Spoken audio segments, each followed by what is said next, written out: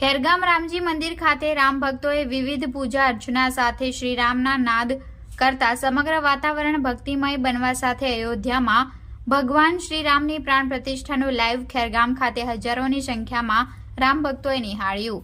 સમગ્ર દેશમાં આજે દિવાળી જેવો માહોલ છે, કારણ કે 500 વર્ષ બાદ અયોધ્યા ખાતે ભગવાન શ્રીરામના ભવ્ય મંદિરના પ્રાણ પ્રતિષ્ઠા મહોત્સવ ઉજવાઈ રહ્યો છે।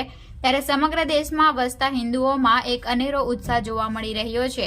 ત્યારે ખેરગામ તાલુકાનું મુખ્ય મથક ખેરગામ ખાતે આવેલું 130 વર્ષ પૌરાણિક મંદિર ખાતે સવારથી જ રામ ભક્તો ભગવાન શ્રીરામને અભિષેક કરવાની સાથે પૂજા અર્ચના, યજ્ઞ જેવા અનેક ધાર્મિક પ્રસંગો ભક્તિમય વાતાવરણમાં ઉજવવામાં આવ્યા હતા। સાથે અયોધ્યામાં પ્રાણ પ્રતિષ્ઠાનું લાઈવ પ્રસારણ અહીં મોટી ટીવી સ્ક્રીન ઉપર હજારોની સંખ્યામાં રામ ભક્તોએ નિહાળ્યું હતું। આ પ્રસંગે માજી મંત્રી અને ધારાસભ્ય નરેશ પટેલ પણ રામજી મંદિર ખાતે આવી રામજીના દર્શન કરી ધન્યતા અનુભવી હતી। સાથે તેમણે ભવ્ય કાર્યક્રમનું આયોજન જોતા તેમણે આયોજકોને અભિનંદન પાઠવ્યા હતા। ત્યારબાદ રામ ભક્તો માટે મહાપ્રસાદનું વિતરણ કરવામાં આવ્યું હતું। સવારથી ખેરગામ સમગ્ર બજાર, એપીએમસી માર્કેટ તેમજ ચિકન મટનની દુકાનો સ્વૈચ્છિક બંધ રાખી ભગવાન શ્રીરામના કાર્યક્રમમાં સહયોગ કર્યો હતો।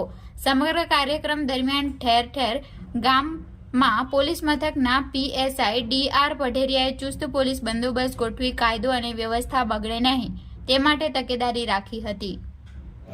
આજે અયોધ્યા નગરીની અંદર અવધપુરીમાં વર્ષોથી જે આપણા પૂર્વજોનું જે સપનું હતું,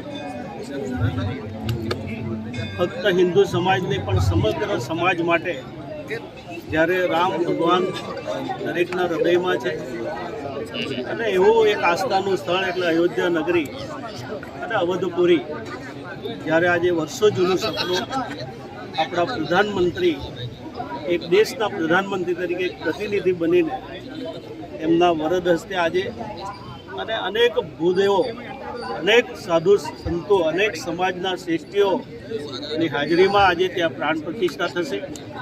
અને જ્યારે આજે ખેરગામમાં હું આવ્યો છું ત્યારે ખેરગામની અંદર ગઈકાલે જે શોભાયાત્રા નીકળી એમાં 2-2,500થી પણ વધારે લોકો સ્વયંભૂ જોડાયા હતા।